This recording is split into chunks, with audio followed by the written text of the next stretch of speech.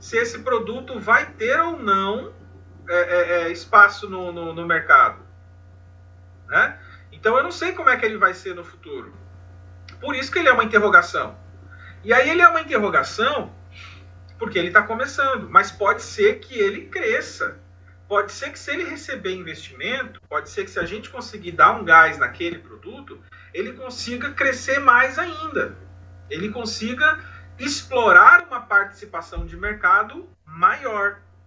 Ou seja, se eu conseguir colocar o produto no patamar de participação relativa de mercado alta, ou seja, ele está vendendo bem, ele tem um market share alto, e o crescimento do mercado também está em alta, esse produto passa a ser um produto estrela. O que é um produto estrela? É aquele que está bombando, é aquele que está todos os dias aumentando a fatia dele no mercado, conseguindo mais clientes, derrubando o concorrente, tá? Esse é o produto que eu preciso dar uma atenção especial. Por quê? Porque ele está voando baixo. E se eu der o suporte que ele precisa, ele vai conseguir alcançar um market share maior ainda. Mas diferentemente do interrogação, né, do produto que é interrogação, o interrogação a gente vai investir? Vai, mas a gente vai investir ainda com um pouco de receio. Porque ele não está dando retorno, né? Ele é uma dúvida. Já o produto em crescimento, ele pode também não estar dando retorno ainda financeiro. Por quê? Porque ele está consumindo muito dinheiro. Mas a gente está vendo o crescimento dele, a gente está vendo o quanto ele vem ocupando mais do mercado. Então eu vou queimar nele realmente, porque eu sei que tem um potencial, tá certo? Já o produto vaca leiteira, por que ele é um vaca leiteira? Ele não tem mais tanto crescimento de mercado, ou seja, o mercado não tem mais para onde crescer, já cresceu tudo que tinha para crescer, e a participação de mercado dele é alta, ou seja, ele já conseguiu alcançar um market share grande, ele ocupa a maior parte dos clientes que tem para serem ocupados, mas o mercado não está crescendo mais. Ou seja, eu preciso investir tanto assim, por exemplo, no marketing desse produto? Eu tenho que investir, com certeza. Mas eu preciso queimar com ele? Não. A hora da vaca leiteira, agora, por isso vaca leiteira, é agora que ela vai me dar o retorno, ou seja, eu vou consumir dela. Agora que eu vou ter lucro com ela. Agora, por isso vaca leiteira, ou seja, ela vai dar o leite, né? Ela vai dar o sustento. Ela vai sustentar o negócio. Então, os produtos vaca leiteira normalmente são aqueles que provêm a empresa, que dão lucro, que tem margem. E aí eu vou usar essa margem para poder sustentar aqueles que ainda não dão, ou que não dão mais. Como é o caso do abacaxi. O abacaxi, ele é aquele produto que tem agora uma queda, ou seja, uma baixa participação de mercado, assim como uma introdução. Mas ele também tem um mercado em baixa. Ou seja, o market share dele é baixíssimo, né? A quantidade de clientes que ele... a base de clientes dele é baixa e o mercado está em queda. Ou seja, não tem uma ascensão mais, não está mais subindo. Pelo contrário, é um produto que está caindo em desuso, por exemplo. Tem uma outra solução que é mais adequada, né? E aí, por isso que ele é um abacaxi. Por quê? Porque provavelmente esse abacaxi, que para mim é um problema, ele é um problema, porque às vezes eu ainda preciso ter ele na prateleira, que ainda existe um pequeno mercado, mas está em queda. Então eu não posso tirar ele ainda, mas bem provavelmente em algum momento esses produtos vão ter que sair da prateleira, porque muito raramente esse mercado vai voltar a subir. Muito raramente ele vai voltar a subir. Então eu vou ter que talvez me organizar para já começar a desinvestir, como a gente chama, né? Tirar ele do mercado para que ele deixe de ser um abacaxi, então, para o meu negócio. E por isso que a gente fala que a BCG ela está relacionada ao ciclo de vida. Né? Porque na maioria das situações, um produto estrela está começando, né? Está na introdução, um produto interrogação, né? Ele está iniciando ainda. O produto estrela, ele já começou e já está bombando, está crescendo, certo? Um produto vaca leiteira, ele já cresceu tudo que ele podia crescer e agora ele está nesse platô de retorno, nesse platô com uma alta participação de mercado, mas eu não estou crescendo mais. Então ele vai ficar um bom tempo dando retorno como vaca leiteira, porque eu já investi nele lá atrás.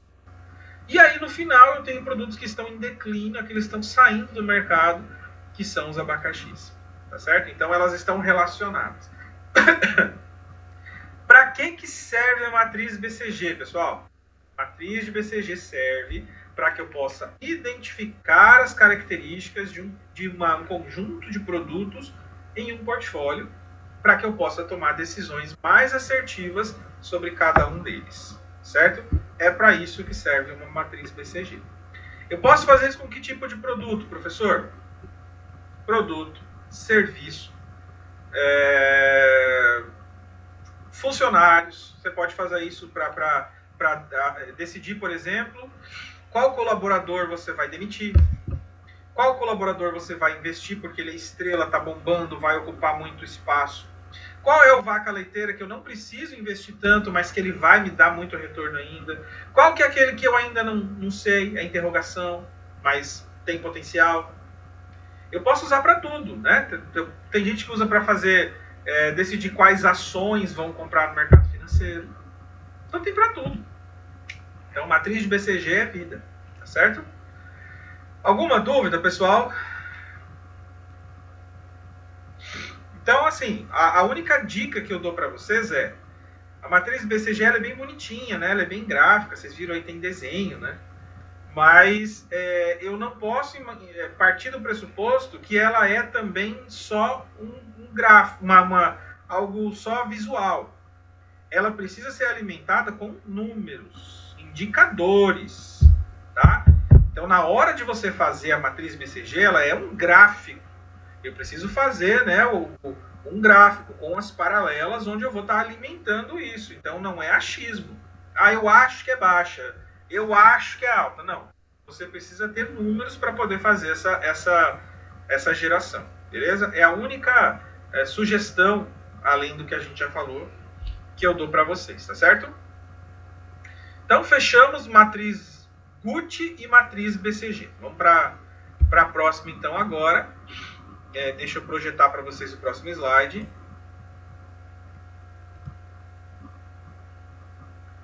O próximo slide está aqui. O próximo slide, a gente vai estar trabalhando outras duas matrizes. Uma delas é, na verdade, a sequência da matriz BCG, né, que é a matriz de McKinsey-GE, e a outra é a matriz de Ansoff. A matriz de McKinsey-GE, a gente pega o gancho da matriz de BCG, né, que tem exatamente esse papel de analisar portfólio e poder tomar decisões sobre um grupo de produtos, né? A matriz McKinsey-GE, ela surge da mesma proposta, ela surge com o mesmo objetivo, mas não avaliando produtos, não avaliando uma cesta de produtos, mas sim avaliando unidades de negócios. Então ela sai do estoque das empresas, ela sai lá do almoxarifado e ela vai para a mesa da alta diretoria, certo? De um conglomerado de empresas, de um grupo que possui, sei lá, 15 unidades de fábricas, de indústrias, ou de 15 unidades de franquias, ou que seja. Mas eu tenho aqui um grupo onde eu tenho várias unidades da mesma empresa em vários locais diferentes, e eu preciso fazer a mesma coisa que eu fiz com os produtos lá na BCG, eu vou fazer com as unidades de negócio.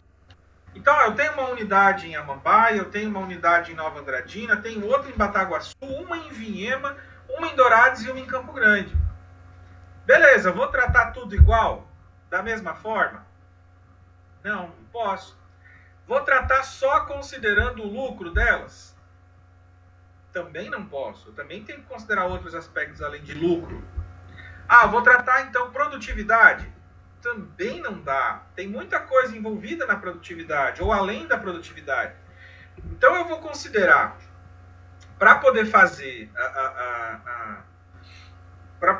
essa análise deste portfólio de unidades de negócio, uma matriz similar à matriz de BCG, também com duas variáveis, mas onde dessa vez agora eu vou dar uma alterada aí nas variáveis. A primeira variável que eu vou considerar não é o market share, não é a posição que ela está em relação aos concorrentes, tá? Não é o espaço dela em relação ao concorrente, tá? Eu vou colocar a possibilidade de competir. Eu vou colocar a capacidade competitiva, tá? Por quê? Porque quando eu olho só o market share, eu posso estar sendo injusto. Quando eu olho só a participação de mercado, eu posso ser injusto, porque eu posso ter ali um potencial muito grande que não foi explorado, talvez por outras coisas. Agora, quando eu coloco a capacidade de competir, capacidade competitiva ou posição competitiva daquele negócio, aí eu posso ser um pouco mais justo. E o que pode ser considerado como capacidade competitiva, professor? Características internas do negócio, né? E aí cada empresa vai definir quais são essas características internas. Pode ser, por exemplo, a quantidade de treinamento que a equipe recebe. Pode ser, por exemplo, o tempo médio de casa dos colaboradores. Eu posso colocar, por exemplo, o tempo da estrutura, né? Se é uma estrutura nova, se é uma estrutura mais velha. Eu posso colocar, sei lá,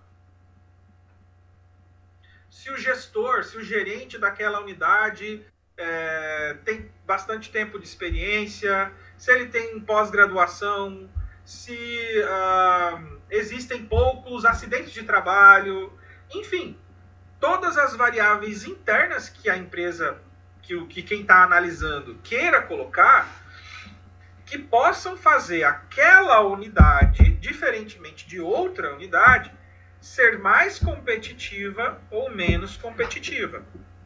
A regra é, você vai ter que usar as mesmas variáveis para analisar todas as unidades, eu não posso mudar. Então, se eu for colocar como variável, então eu sempre vou dividir as variáveis internas que podem trazer capacidade competitiva. Então eu vou colocar lá, né, vou fazer uma tabela. E aí eu vou colocar lá, olha, eu até coloquei aqui no exemplo para vocês. As variáveis internas, né, capacidade competitiva. Eu coloquei aqui o quê? Eu coloquei qualidade no atendimento, né? Lembrando que isso aqui não pode ser achismo, também tem que ser um indicador real, numérico, para que eu possa colocar na tabela. Então, qualidade no atendimento, onde é que eu meço isso? Posso fazer pesquisa de opinião, né? Gestão de custos, por exemplo, quais são as unidades que conseguem reduzir custos em relação a insumos, por exemplo? É uma característica interna, né, que traz capacidade competitiva. Tempo de experiência, participação no mercado, pode entrar aqui também? Também pode. O market share pode ser uma das variáveis aqui, mas não vai ser a única, como lá na BCG, tá?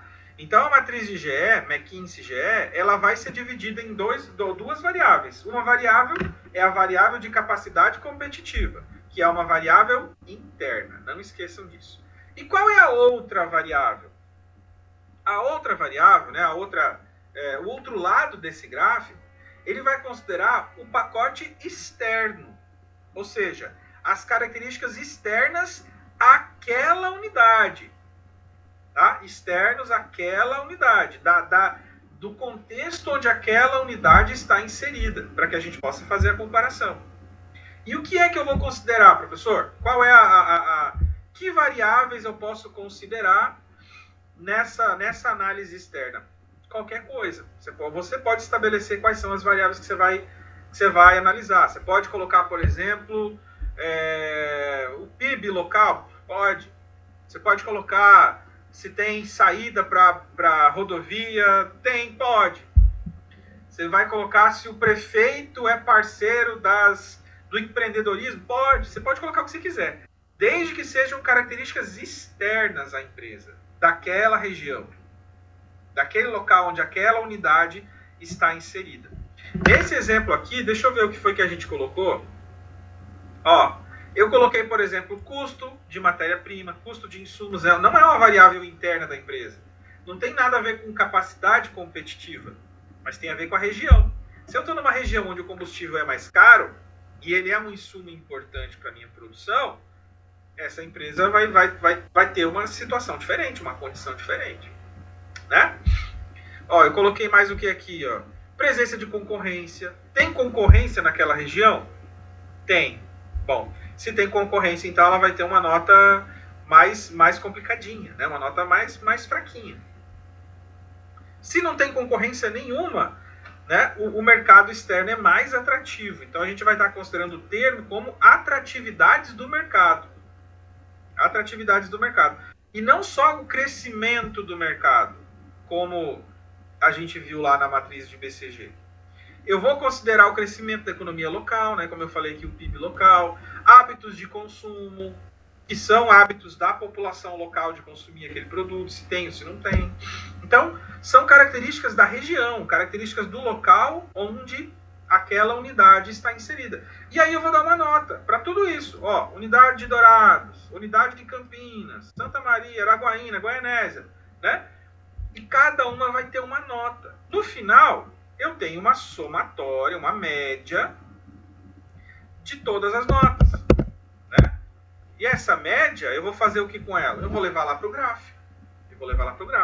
Então eu tenho aqui, ó, olha só, é um gráfico, onde eu tenho força competitiva, né, que é interno, essas são as suas capacidades de competir, e do outro lado eu tenho as características do mercado, ou seja, a atratividade desse mercado, se é um mercado atrativo ou não.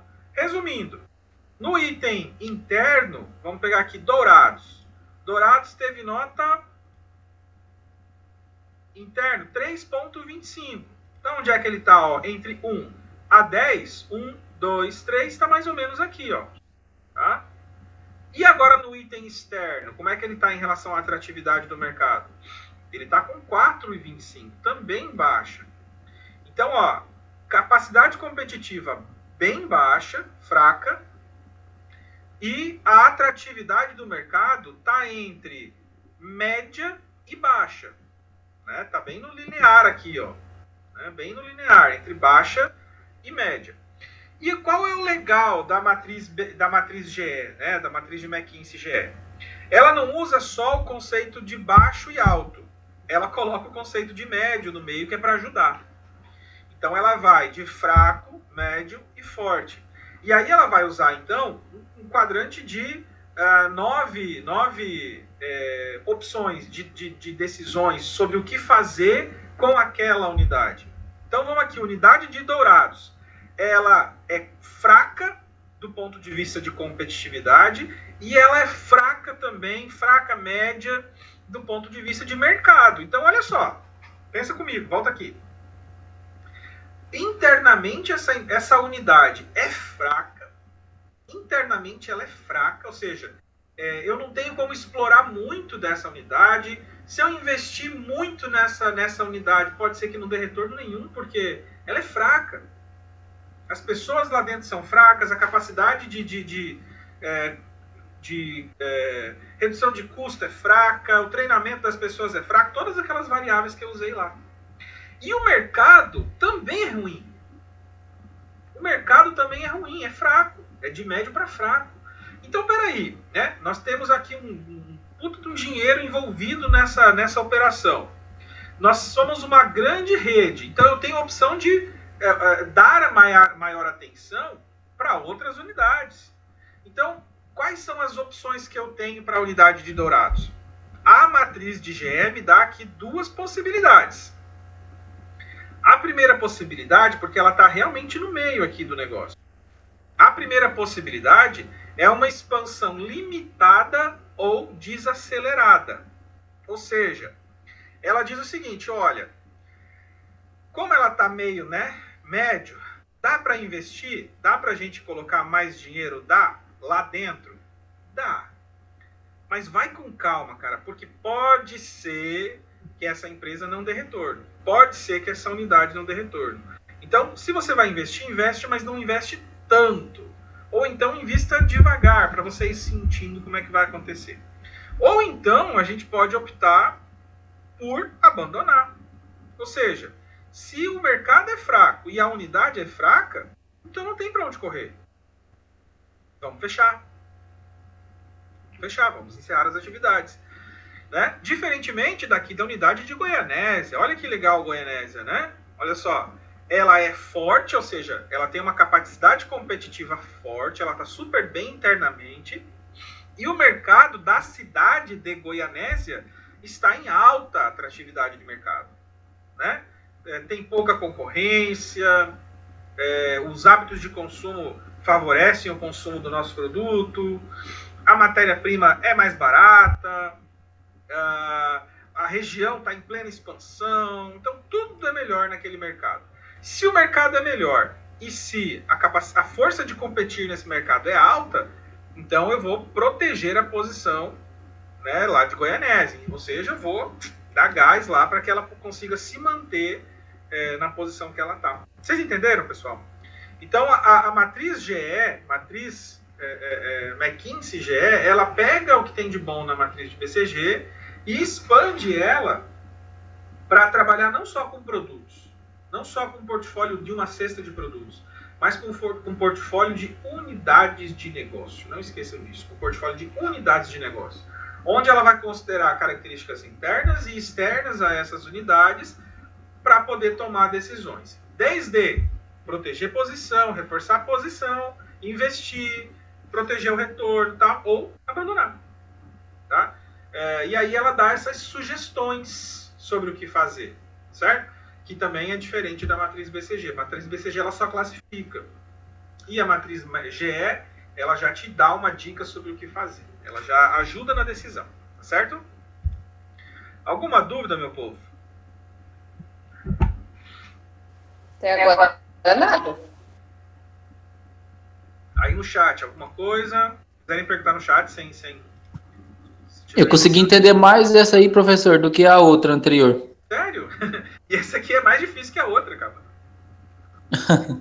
Ela é mais difícil. Mas assim, é que como ela é mais... Ela dá as respostas, né? Ela já diz pra você o que você tem que fazer. Então ela é mais didática, né? A matriz... Da escala de 1 a 10, né? Aí tem, cada posição tem o que fazer no lugar. Não, mas veja bem, Bruno, a tua pergunta foi muito boa. A matriz de BCG também pode ser ela deve ser trabalhada com escalas. Ela também deve ser trabalhada com escalas. Quando você pega a matriz de BCG, né, e você está falando de participação de mercado, né, e de crescimento do mercado, você também tem que trabalhar com números. Então você também pode fazer a escala de 1 a 10, de 0 a 100, do jeito que você quiser.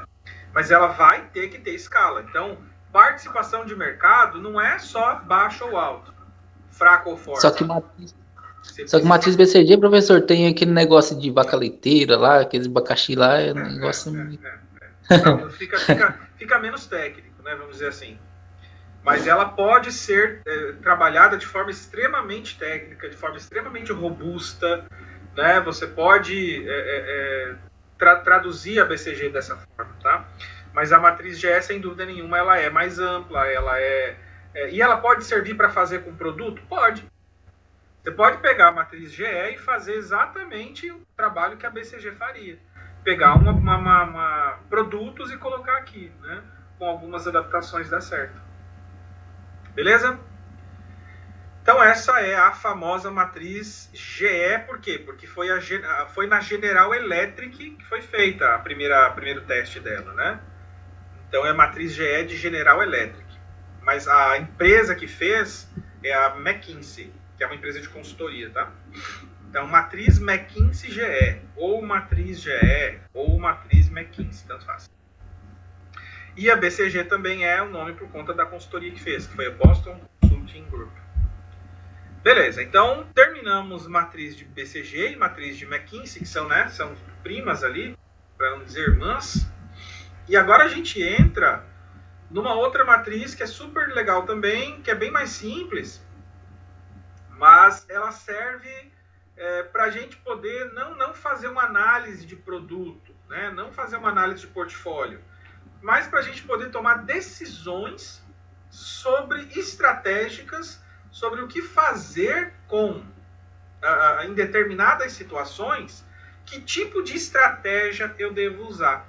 Então, ela é uma matriz que nos ajuda a decidir sobre qual é a melhor estratégia, dependendo do contexto que a empresa estiver passando, dependendo das características que a empresa tiver naquele momento, tá? É lógico, ela é extremamente limitada, porque ela só vai trazer 4 contextos, 4 situações. Mas ela já ajuda bastante a gente fazer uma análise interna do nosso negócio em relação ao tipo de estratégia que a gente está querendo tomar. Porque às vezes a gente vê algumas empresas, né, alguns pequenos negócios, por exemplo, vamos investir em marketing para a gente trazer mais cliente, tarará, vamos bombar. Mas internamente, né, dentro de casa,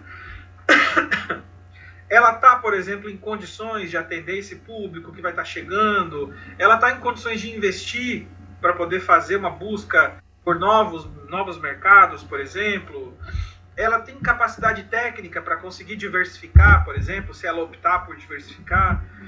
Então, a matriz de Ansoff, ela serve exatamente para que você possa identificar situações, as oportunidades que existem no mercado, mas também fazer uma análise interna, né, da sua característica para poder ir ou não para aquela estratégia.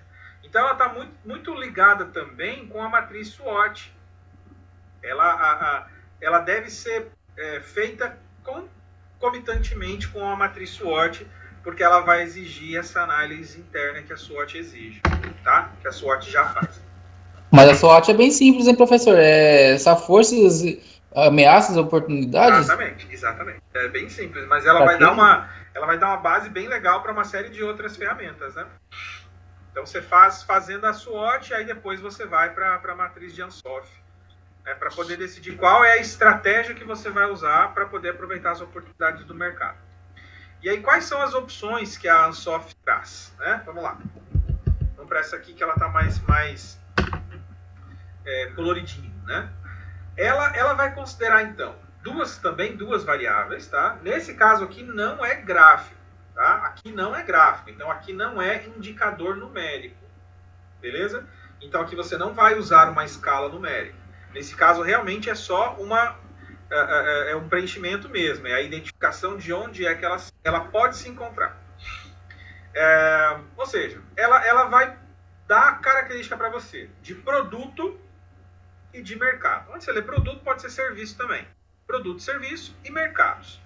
Onde você tem a opção de trabalhar com produtos ou serviços que já existem, ou seja, que você já atua, os que você já tem na sua empresa, em mercados que já existem, ou seja, num público que você já tem, que já é seu público, né? E aí a estratégia, nesse caso, para um produto que já existe, que você já trabalha, e para um mercado que também já é seu, para um mercado que você já conhece, para um público que você já conhece, a estratégia é a de penetração de mercado. Ou seja, né, o que é uma penetração de mercado? Eu vou tentar conseguir mais clientes desse mesmo segmento que eu já trabalho. Então, se a minha empresa, como a gente usou da outra vez, né, é um açougue. Eu vendo carne, certo? Qual é o produto que eu vendo? Carne. Então, é um produto existente. E qual é o público que eu trabalho? Qual é o cliente que eu trabalho, né? Pô, donas de casa, né? Enfim, pessoas de qualquer, de toda a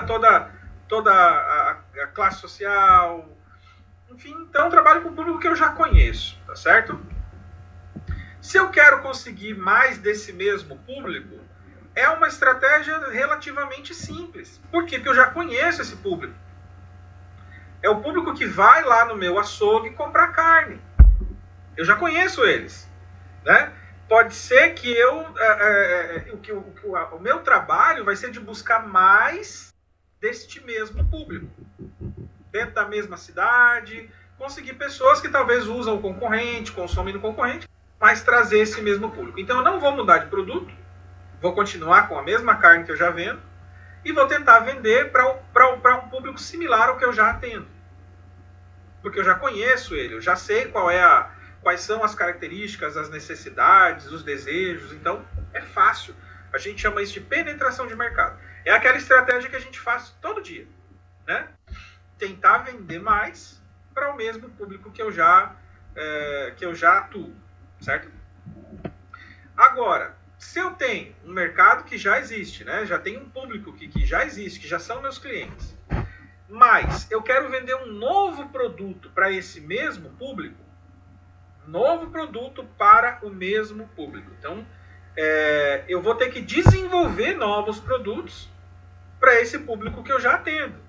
Então, se eu tenho um público cativo que vai até o meu açougue comprar carne, a estratégia de desenvolvimento de produtos, ela vai exigir que eu tenha condições de criar novos produtos, novos serviços, mas que este mesmo público possa consumir.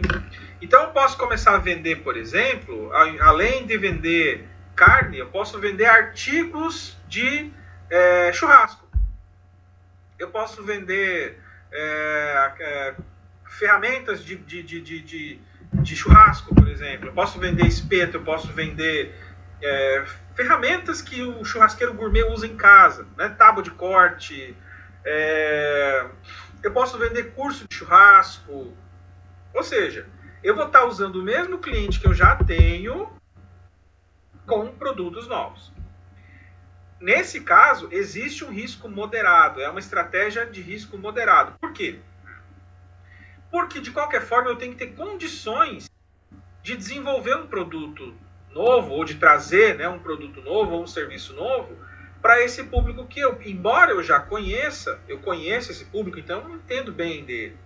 Mas é um produto novo, então eu vou ter que ter condições de investir nesse produto novo, eu vou ter que ter condições de acertar na decisão. Então tem um risco, existe um risco. Pode ser que eu dê um tiro na água, e pode ser que eu perca o meu cliente, que já é meu cliente cativo, tá? Mas é um risco considerado moderado.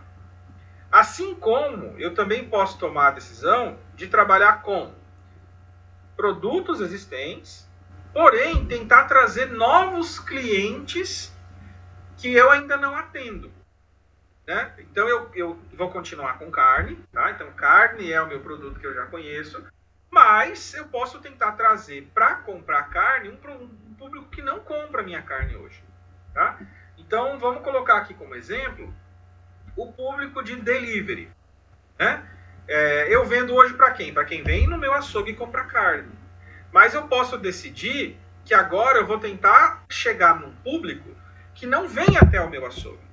Aquele público que prefere ficar em casa, prefere pedir pelo aplicativo, prefere pedir pelo WhatsApp, prefere chegar, por exemplo, no final de semana e ele receber na casa dele a carne, tudo prontinho para que ele possa fazer na casa dele, né?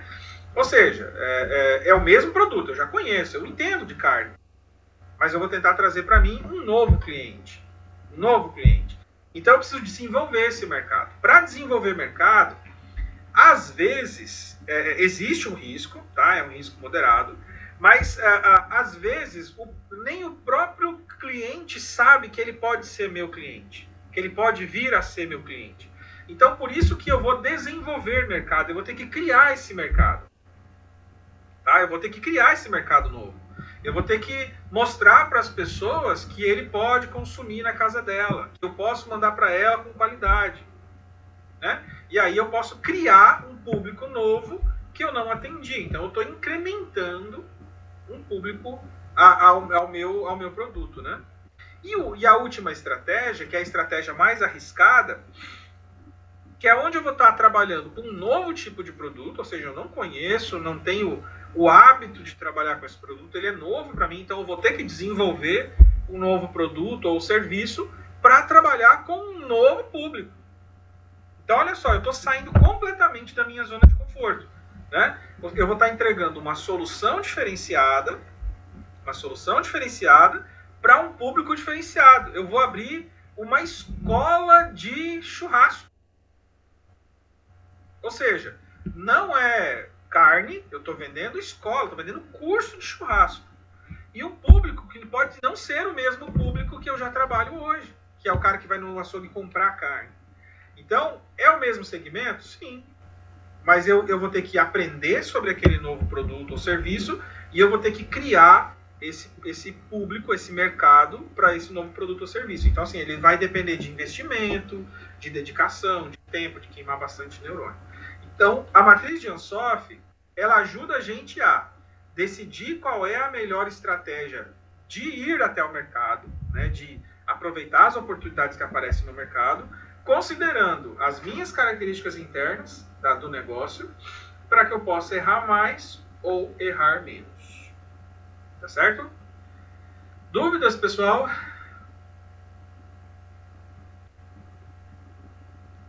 Tranquilo?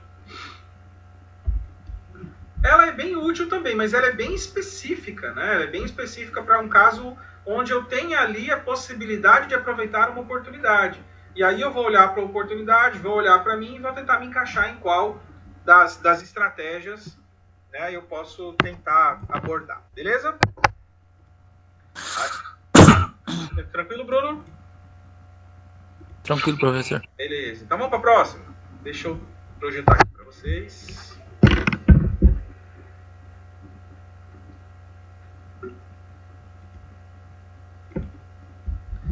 A próxima, lá na aula 10, a gente já vai estar trabalhando com a matriz de BSC, né? Matriz de Balanced Scorecard. A matriz BSC, ela é matriz de gente grande, pessoal.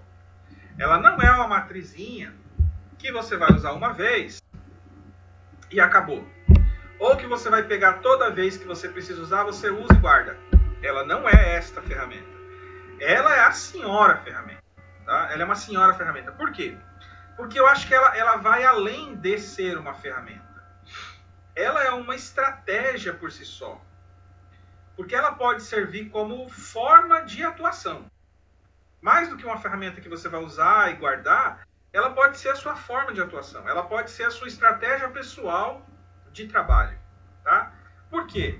Porque ela vai te dar condições de gerir um negócio de forma plena, de forma profissional. E aí vocês, administradores, que vão estar talvez, né, à frente de desafios, alguém vai chegar e vai dizer assim para você, olha, se eu te der aqui o cargo de diretor de operações, né, o cargo de diretor estratégico, diretor de alguma coisa, como é que você vai gerir todas as pessoas, as metas, os resultados, né, o desempenho? Como é que você pode fazer isso? Como é que você vai garantir para mim que você vai ter na sua mão o controle sobre a direção das coisas? Como é que vai estar fazendo, né? Se você disser, olha, eu vou utilizar a ferramenta de Balanced Scorecard como referência para o meu controle diário, para o meu controle constante das nossas atividades, baseadas nas metas e nos objetivos da empresa. Se você disser isso, e a pessoa que te perguntou for um profissional de verdade, você já vai ter ganho muitos pontos aí, né? Porque a BSC, ela dá condições de você fazer isso exatamente. Né? O que é a matriz BSC? Né? A Balanced Scorecard. Ela é uma ferramenta de gestão, então ela não é só uma matriz, é uma ferramenta de gestão. Ela vem de Harvard, né? Então não é qualquer uma. Balanced Scorecard, a tradução literal é indicadores balanceados de desempenho. Ela parte, tá? Todo o uso do BSC, ela parte de uma meta. Então, olha, nós temos uma meta ou que a gente pode chamar de visão ou estratégia. Então, a gente quer alcançar um determinado objetivo, ponto. Por isso que, né, eu falei agora há pouco, tudo isso vinculado a um objetivo da empresa, a um objetivo estratégico. pode ser um projeto específico, né? Ou pode ser um projeto da visão empresarial. Né? Eu posso pegar lá a visão, sabe? Lembra? Missão, visão, valores. Eu posso pegar a visão da empresa e aquilo ser o nosso objetivo, certo? Mas eu posso trabalhar com a BSC para objetivos específicos, para metas específicas, palpáveis.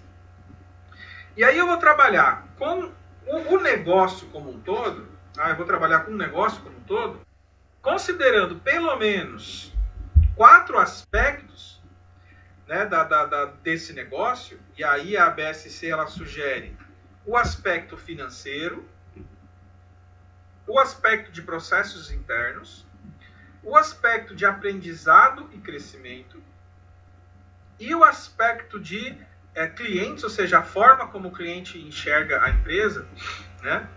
E ele entende que, para que você possa alcançar qualquer objetivo organizacional, você precisa, nesses 4 aspectos, estabelecer metas individuais para estes aspectos, e cada aspecto desse, que vai estar sendo representado por setores, por órgãos, por pessoas, vão ter metas individuais a serem cumpridas para que eu possa alcançar aquele objetivo específico.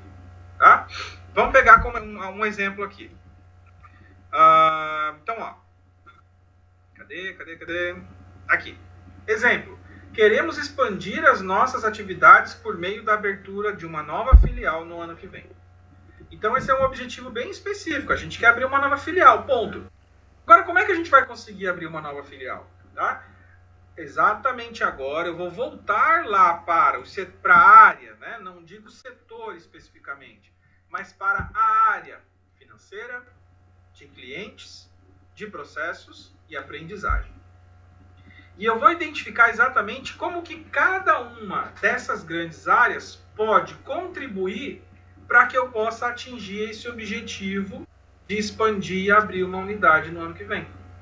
Né? E aí, uma vez que eu defini como que cada unidade pode contribuir, eu vou estabelecer metas e indicadores para definir se ela conseguiu ou não alcançar essas metas, que a gente chama de KPI, né? Os Key Performance Indicators. Uma vez que eu tenho o KPI, que eu tenho esses indicadores, eu vou controlando esses indicadores ao longo do tempo, e a tendência é que, quanto mais próximo das metas desses indicadores, eu esteja mais próximo de ter condições de alcançar aquele objetivo que eu defini. Tá? Ou então eu posso já estar alcançando, se as metas forem de fato etapas desse objetivo. Então eu posso colocar alguma coisa mais simples, tipo, vamos aumentar em 10% as nossas vendas. Ponto. Vocês podem colocar isso como meta, como objetivo. Agora vamos lá, vamos olhar para o setor financeiro, né? Quando eu falo financeiro, não é o setor necessariamente, mas para a questão financeira dentro da empresa. Eu consigo, por exemplo, reduzir custos? Porque se eu quero aumentar o meu lucro, eu preciso reduzir custos. Vamos então definir como estratégia dessa área reduzir custos? Beleza. Quanto? Não sei. Vamos tentar reduzir 20% de custo de matéria-prima X. Qual vai ser o indicador? O indicador vai ser o quanto a gente compra, o quanto a gente consome. Então, isso vai estar lá no relatório de compras. Né? Então, perfeito. Então, a gente vai analisar o relatório de compras da matéria-prima X durante o período de Y até o período Z. E essa vai ser a nossa KPI da área financeira. Então, a gente vai definindo esses indicadores, analisando eles ao longo do tempo que a gente estabeleceu, e aí a gente vai cobrando esses resultados. Por isso que eu falei que ele é uma forma de gestão, mais do que uma matriz. Porque eu posso estabelecer metas anuais, metas semestrais, metas mensais para cada setor da minha empresa. E aí eu posso ir mensalmente analisando a obtenção ou não desses indicadores. Então, assim, se você trabalhar dessa forma, né, estabelecendo metas, estabelecendo, né, objetivos específicos e medindo, mensurando se eu estou ou não, ou se os setores estão ou não atingindo seus objetivos, eu vou ter a empresa na minha mão. Eu vou ter a empresa na mão, inclusive sabendo quem não atingiu, né, tomando decisões, tomando atitudes para que eu possa corrigir os problemas e sem deixar o objetivo principal de lado. Eu não posso ter, por exemplo, não ter indicadores para poder saber se os setores estão indo bem ou não. Eu não posso usar só o lucro como referência. Eu não posso só usar a quantidade de vendas como referência. Eu tenho que usar outros indicadores. Então, assim, tirando a parte teórica, né, da matriz de BSC, Balanced Scorecard, ela vai servir principalmente para que a gente possa olhar para cada setor da empresa, estabelecer metas para cada um deles, definir quais são essas metas, informar a todos sobre essas metas, isso é muito importante. Quem trabalha em grandes grupos aqui sabe do que eu estou falando. Todo mundo tem meta, todo mundo conhece a meta, todo mundo é cobrado da meta, na verdade. Todo mundo é cobrado da meta. E quando essa meta não é alcançada, alguma estratégia deve ser feita para poder revisar o processo. Isso não é só porque o gerente quer que você venda mais, que você cobre mais, que você produza mais. Não é isso. Isso faz parte de um processo de Balanced Scorecard, né? Para que vocês possam ter indicadores institucionais do seu setor, do local onde você atua, tá certo? E aí você, como gestor, vai ter tudo isso na sua mão para que você possa tomar as decisões. Então é a matriz, é a senhora matriz, tá? E você pode adaptar ela da forma que você quiser. Você pode colocar outras áreas, você pode colocar outras etapas no processo, você pode informatizar ela e transformar ela num sistema geral, integrado, né, de acompanhamento das metas. Você pode explorar ela do jeito que você quiser, tá certo? Pessoal, dúvidas sobre a BSC? Ela não é fácil, tá? Ela não é simples mesmo.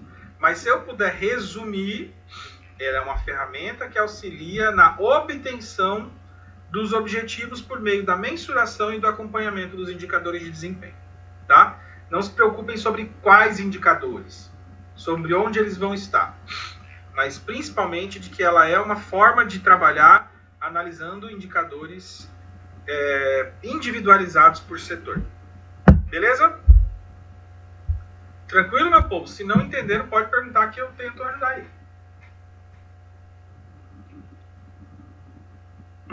Tudo certo?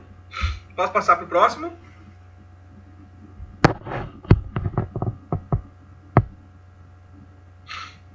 Fui. Vamos lá. O próximo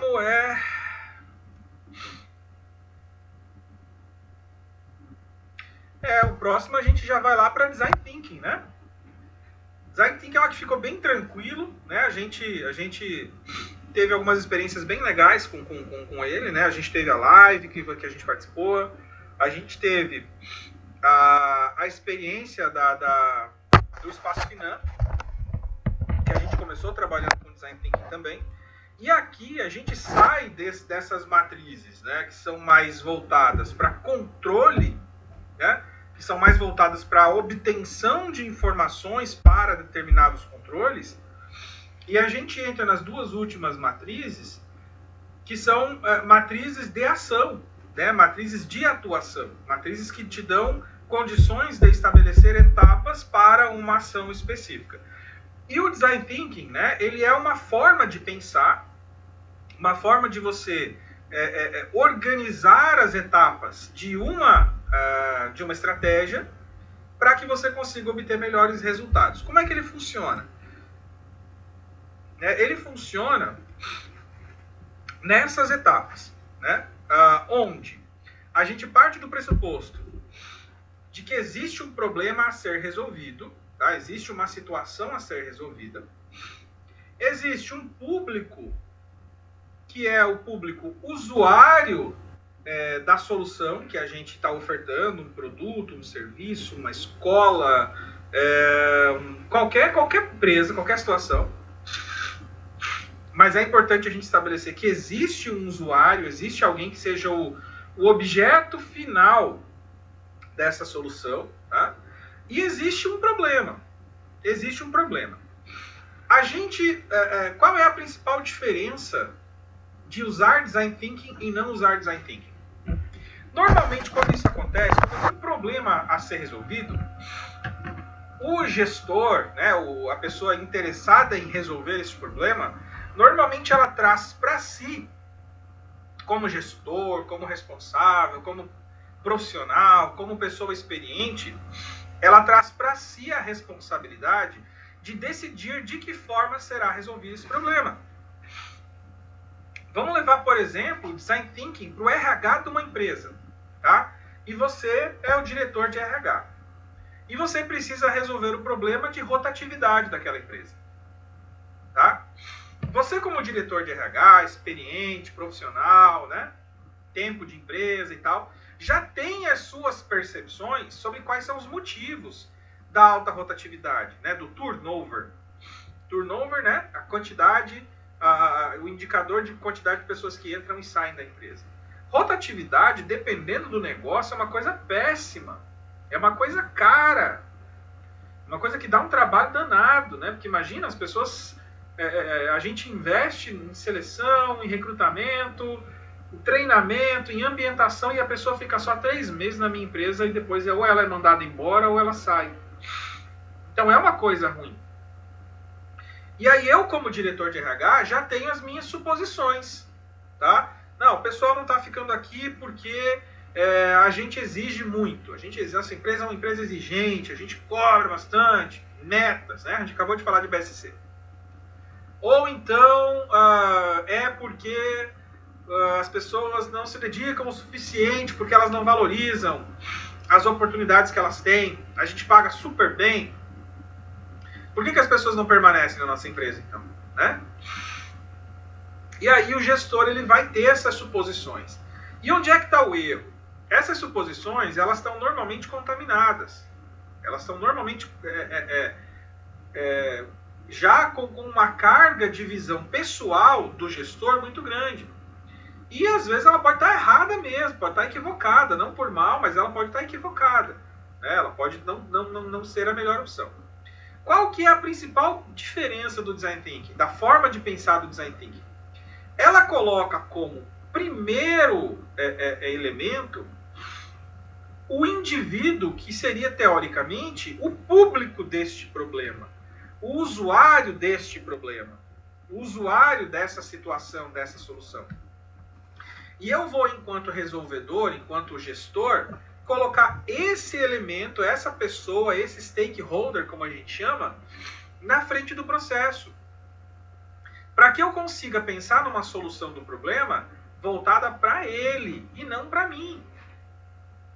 Para que eu tente entender o problema sob o ponto de vista do usuário e não do meu. Porque pode ser que eu esteja colocando aqui uma solução, para a gente reduzir a rotatividade, sabe o que nós vamos fazer? Porque eu sou um ótimo gestor. Nós vamos dar cesta básica para todo mundo. Peraí, cara, mas se a gente paga super bem, então não tem funcionário precisando de cesta básica. Se a gente já tem benefício, a gente já tem cartão corporativo, já tem vale alimentação, tem um monte de... Por que eu vou dar cesta básica? Isso vai resolver o problema da rotatividade? Provavelmente não. Então eu tenho que entender o que o colaborador pensa. O que ele acha que pode ser o problema real. Então, quando a gente vai fazer o Design Thinking, eu tenho que partir do pressuposto que nem eu sei qual é o problema. Eu sei da situação e a gente vai tentar entender o problema real com o público real. A primeira fase do Design Thinking é a fase de empatia. O que é empatia? É entender o mundo, né? Ver o mundo pelos olhos do outro. Tentar entender pelo ponto de vista do outro. Quem é o outro? O outro é o público-alvo. Então vamos voltar para o nosso exemplo da rotatividade. O diretor de RH vai propor então uma estratégia de Design Thinking para poder resolver o problema da rotatividade. Lembrando que rotatividade não é um problema. A rotatividade ela é já um resultado, ela já é uma situação que acontece por algum problema. E a gente precisa descobrir qual é o problema. A primeira situação, o primeiro caso, é eu ir até esse público. Então eu vou até os funcionários, colaboradores, e eu vou ter com eles, né? Eu vou conversar com eles, eu vou entrevistá-los, eu vou abordá-los. Mas uma das características desse primeiro momento, do momento da empatia, eu não posso ser invasivo. Eu não posso ser tão taxativo em relação a algumas coisas, inclusive em relação a algumas perguntas que eu vou estar fazendo nessa entrevista, porque eu posso já, mais ou menos, contaminar novamente a resposta, né? Então, se eu for assim, por exemplo, para os meus colaboradores, né, e perguntar o seguinte: olha, vocês iriam gostar se eu fizesse uma estratégia de cesta básica? Se eu entregasse cesta básica para vocês? Alguém ia falar que não? Ele vai falar: não, beleza, legal, eu vou dar para minha empregada, eu vou mandar para minha mãe, eu vou vender, eu vou consumir, que seja. Mas ninguém vai falar que não gosta. Então, se ele já está na cabeça dele com a solução posta e perguntar se a pessoa vai gostar ou não da solução, ela vai dizer que gosta, que quer a solução. Mas ela não é a solução para o problema. Porque o problema não é a cesta básica. Então, quando eu for no processo de empatia, eu preciso ir aberto para ouvir, para tentar coletar o máximo de informações para ouvir. Então, o que eu vou perguntar? Né? O que eu vou fazer?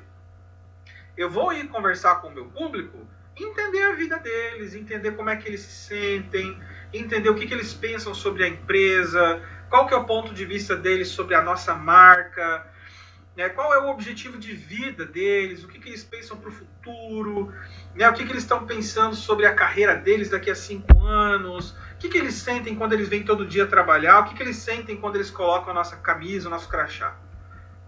Eu não estou perguntando sobre rotatividade. Eu não estou perguntando sobre a solução para a rotatividade.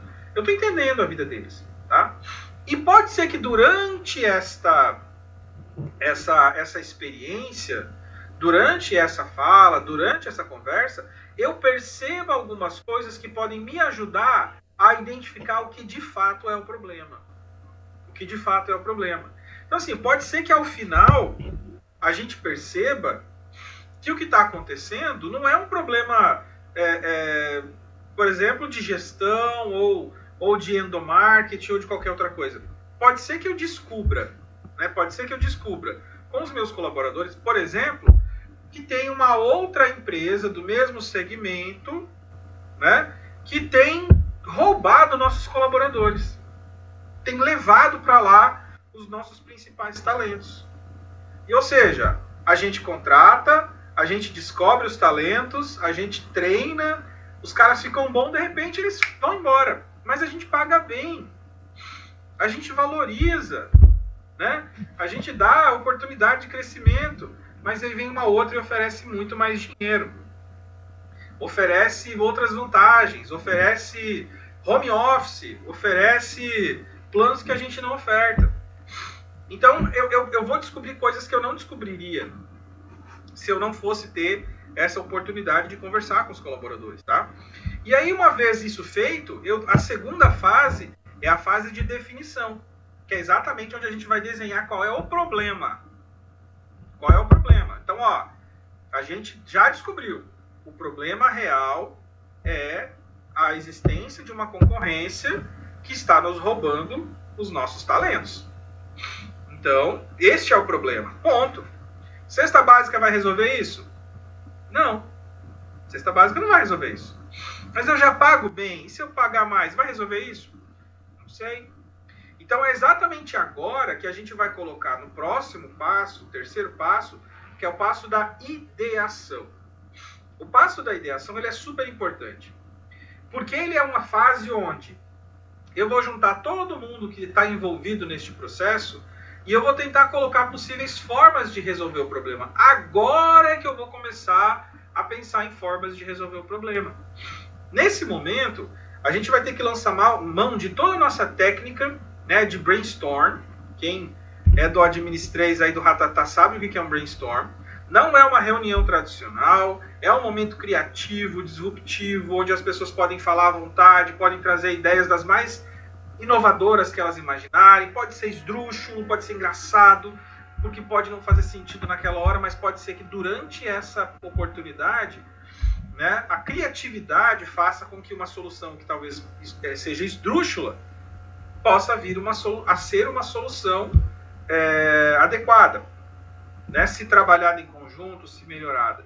Então, nessa fase de ideação, eu preciso fortalecer a criatividade, dar espaço para as pessoas, trazer todo mundo para a conversa, stakeholder, a empresa, o acionista, quem cria, quem vai executar a solução, não sei.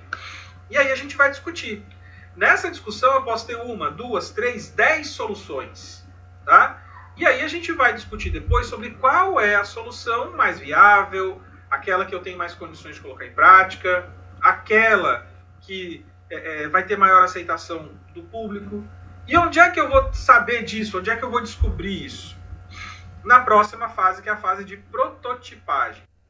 Na fase de prototipagem, eu vou minimamente montar um boneco, né? Um MVP, como a gente chama, um produto mínimo viável, que é a primeira versão, ou pelo menos uma forma de demonstrar qual seria essa solução para o nosso público.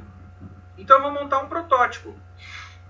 Então vamos definir aqui na nossa fase de ideação que a solução que a gente encontrou para poder resolver o problema da empresa concorrente que está levando nossos colaboradores é investir na qualificação superior dos nossos colaboradores. Ou seja, eles estão entrando, eles estão sendo treinados, eles estão tendo oportunidades e nós estamos contribuindo para que ele não deixe de estudar. Ou seja, para que ele faça uma graduação, para que ele faça uma pós-graduação, para que ele faça mestrado, para que ele faça doutorado.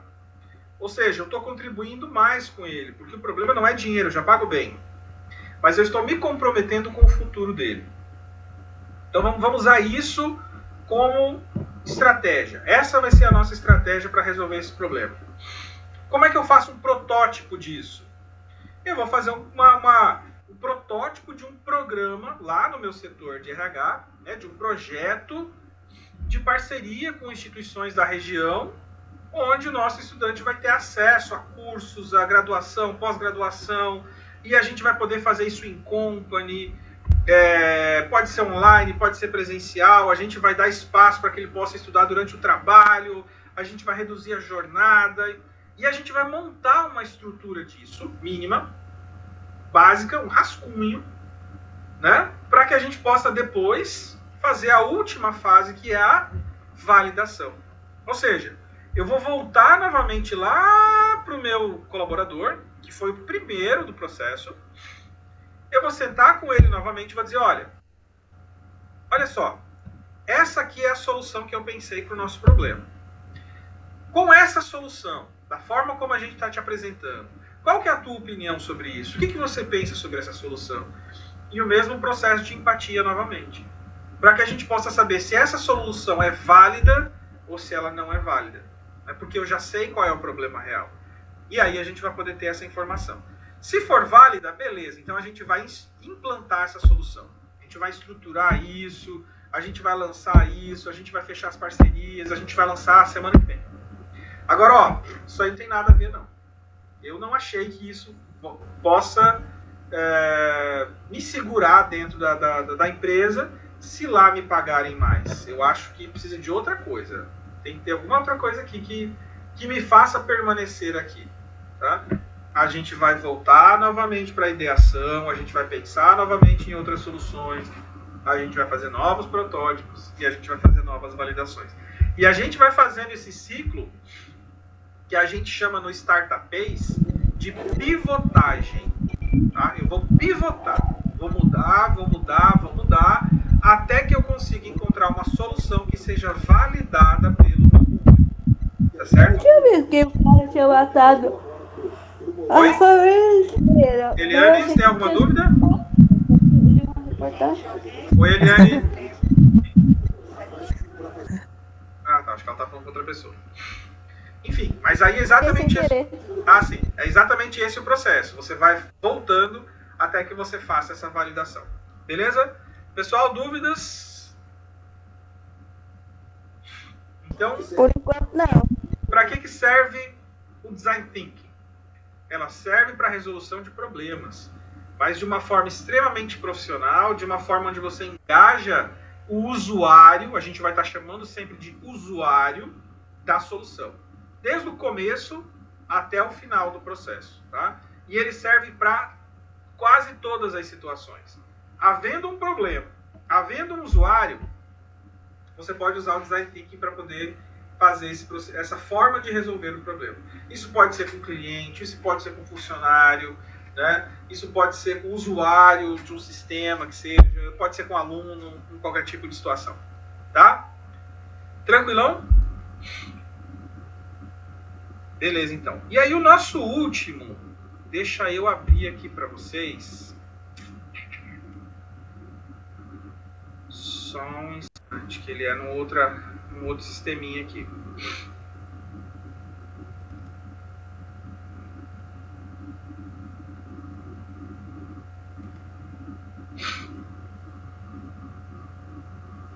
Cadê?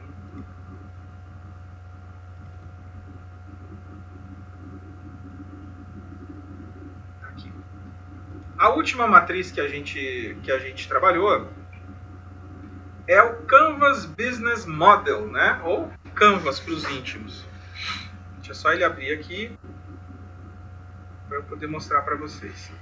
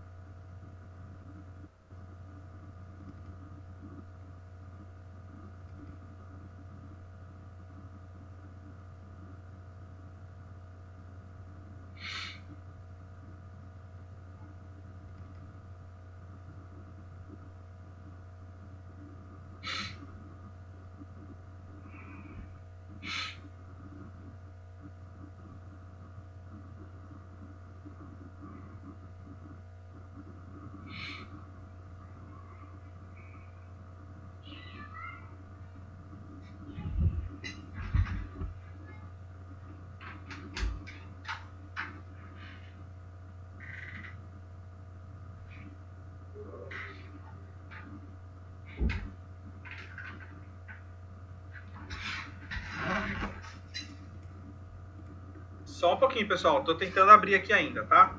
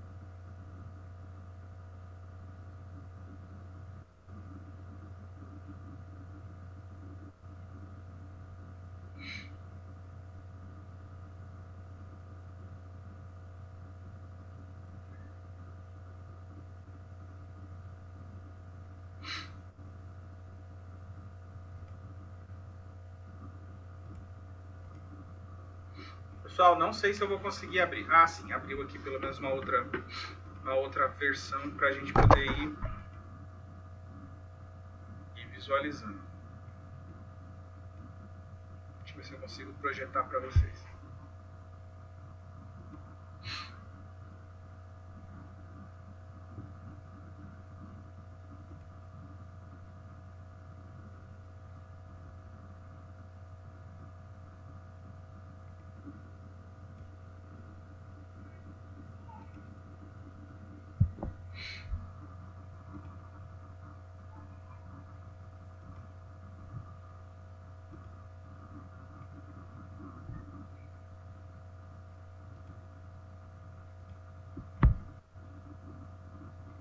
acho que foi aí uma versão aí gambiarra, porque a gente não conseguiu abrir a tela aqui, mas enfim, a gente vai na sequência. Eu acho que está aparecendo para vocês aí a telinha da imagem, se não já vai aparecer.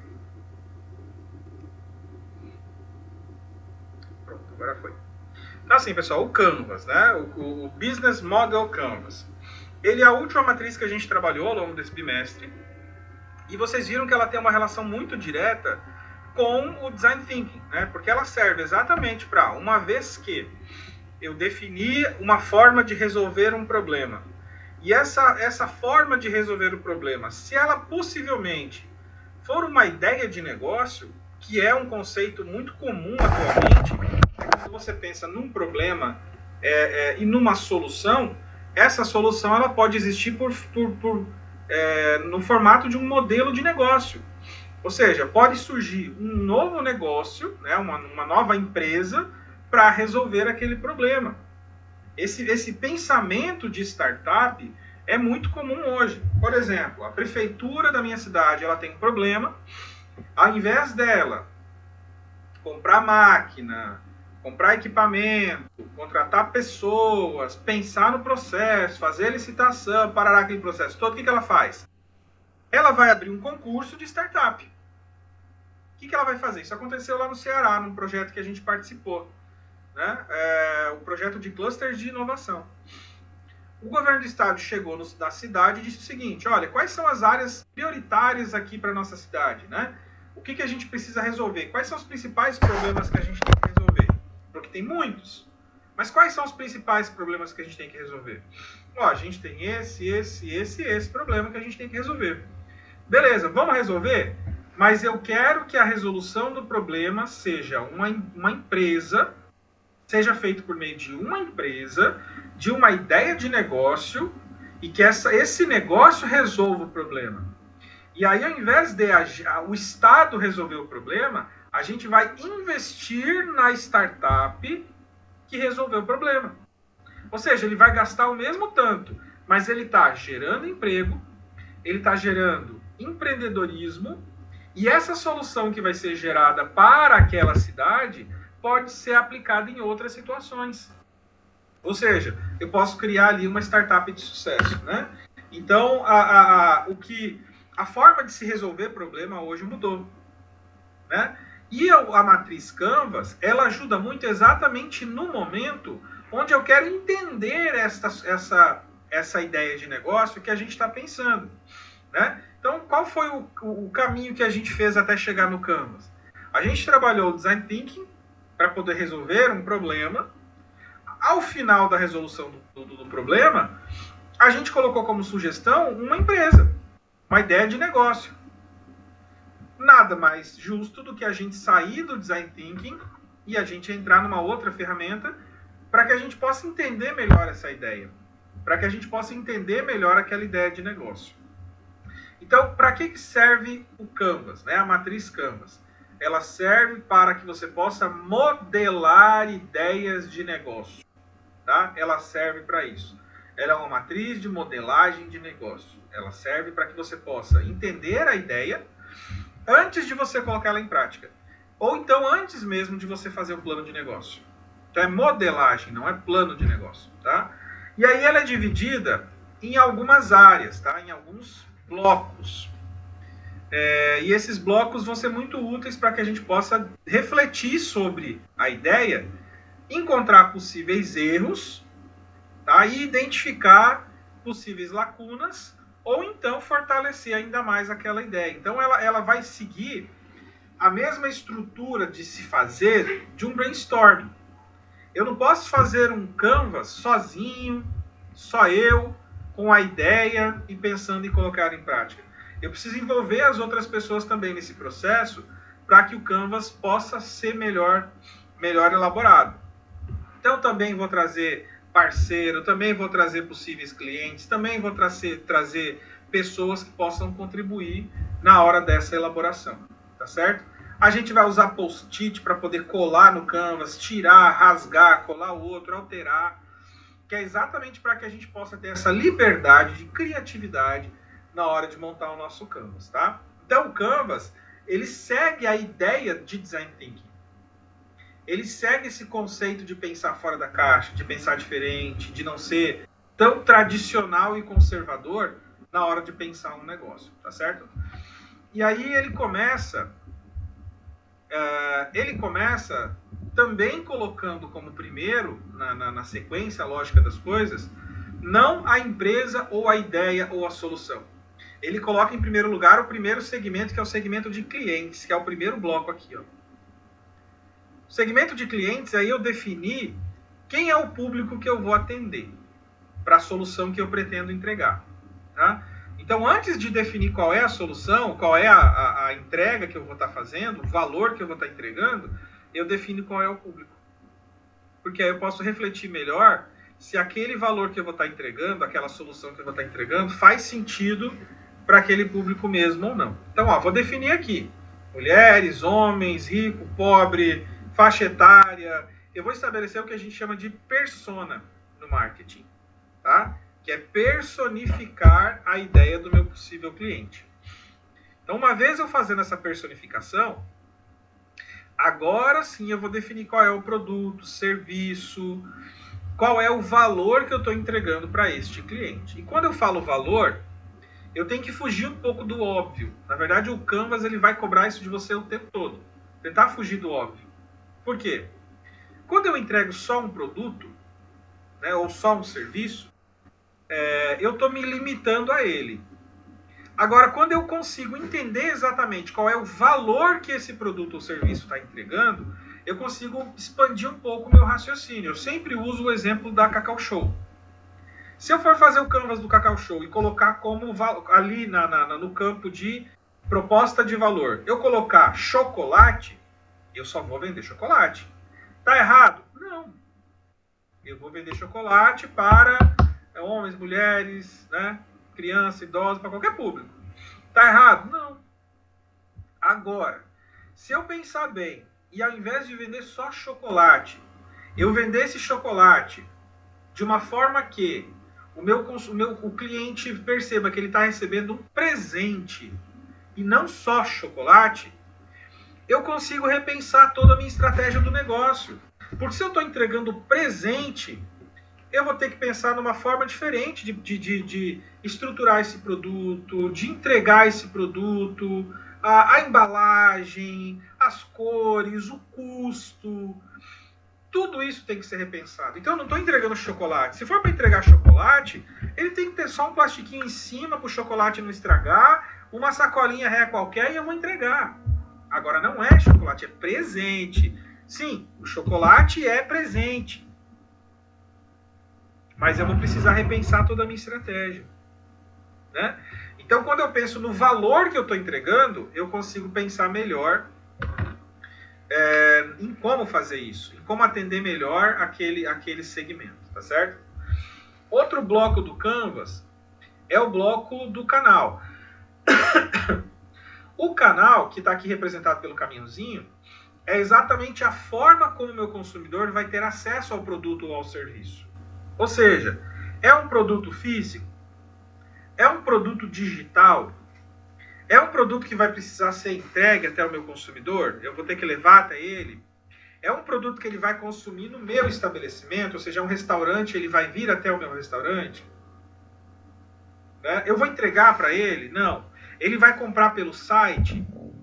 Ele vai comprar pelo telefone? Ele vai comprar presencialmente?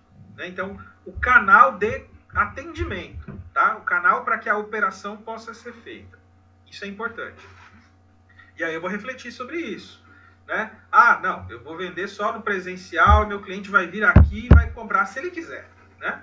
Opa, peraí, será que existem outras possibilidades? Será que eu posso pensar em estar em vários canais ao mesmo tempo? Né? Será que eu posso vender pelo Instagram? É uma possibilidade. Então eu posso pensar e refletir sobre os canais. O outro campo, que é o campo de relacionamento. O campo de relacionamento ele muda um pouquinho do campo de canais. Por quê?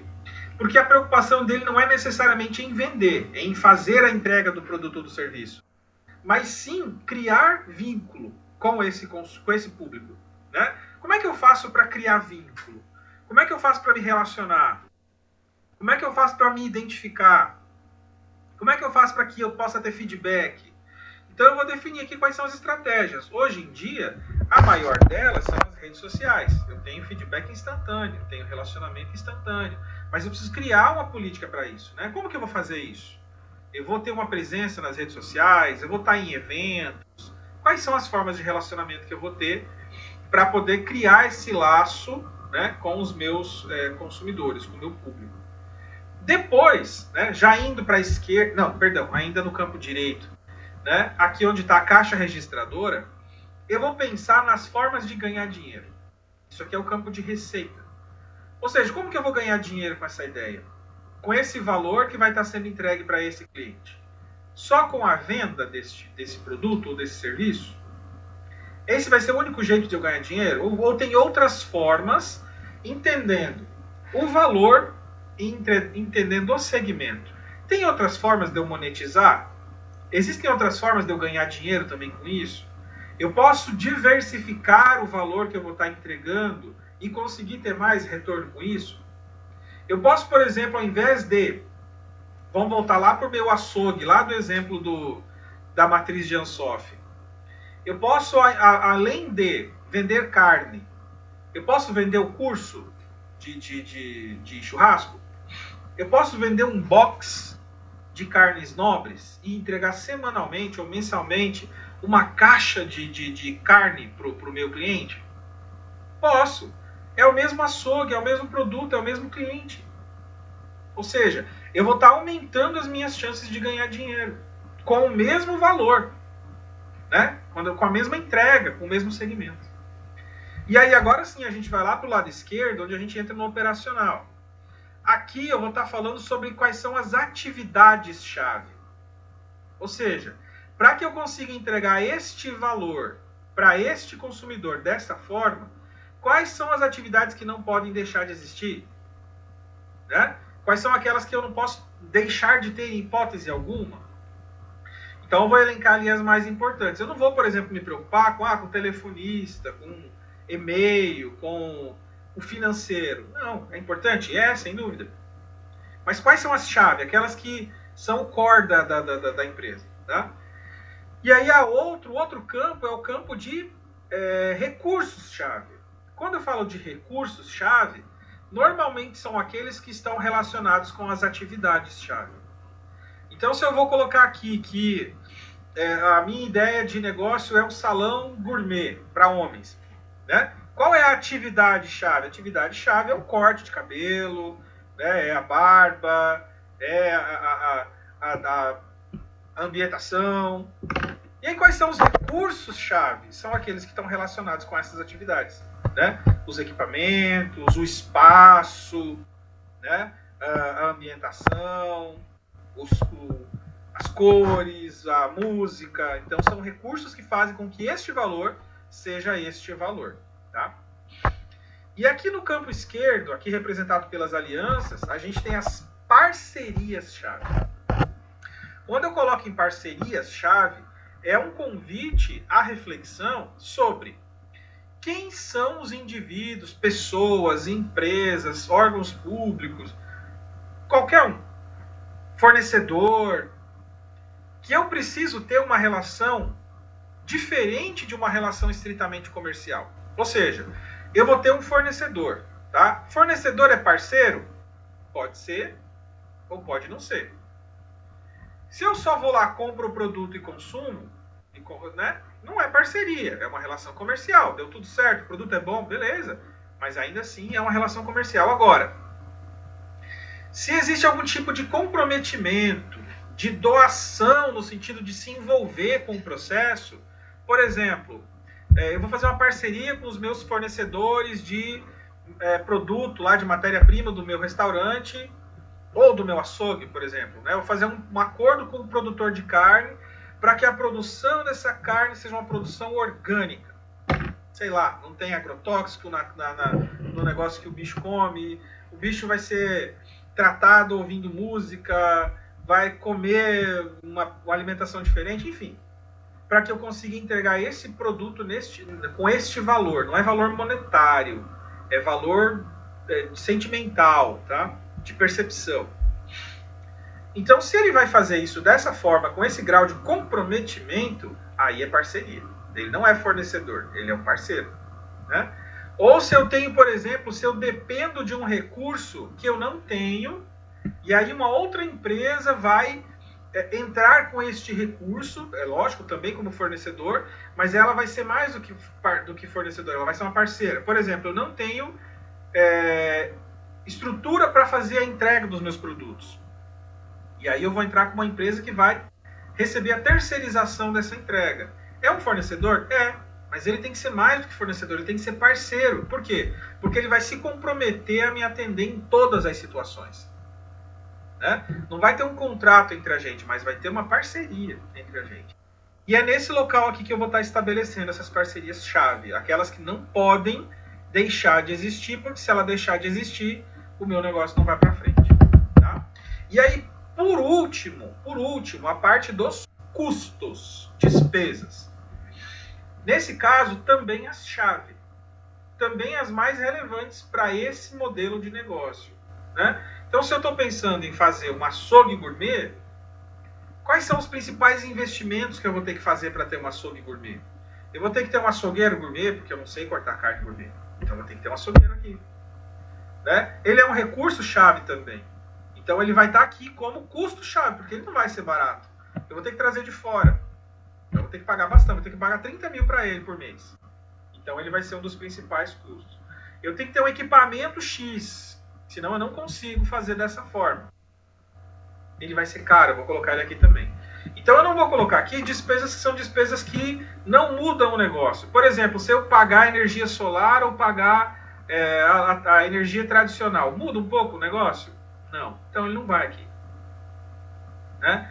Então, eu só coloco aqui quando ele passa a ser um custo importante para o negócio, um custo relevante, significativo, que se porventura ele não puder ser atendido, ele inviabiliza o negócio. Então, estrutura normalmente, equipamentos, pessoas, capital de giro, se for algo muito necessário, enfim. Tá?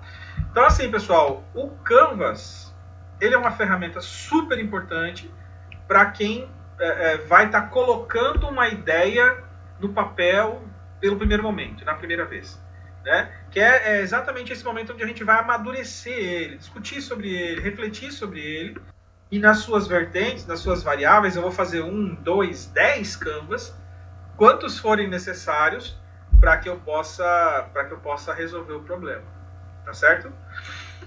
E essa é a nossa última matriz. A gente encerra a nossa caixa de ferramentas, né?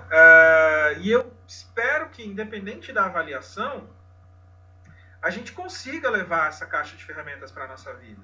Tá? É algo que a gente vai, sem dúvida nenhuma, incrementando ao longo do tempo, colocando outras ferramentas, suprimindo algumas que deixam de ser relevantes, e a gente vai ser um profissional muito melhor se a gente dominá-la, se a gente conhecer, se a gente souber lançar a mão quando for necessário. Tá certo? Pessoal, ficou alguma dúvida sobre o Canvas? Não? Não, professor. Tranquilo? Tranquilo. Beleza, então, novamente, né, falando sobre a nossa avaliação, então, para a gente já encerrar, de fazer um encerramento aqui.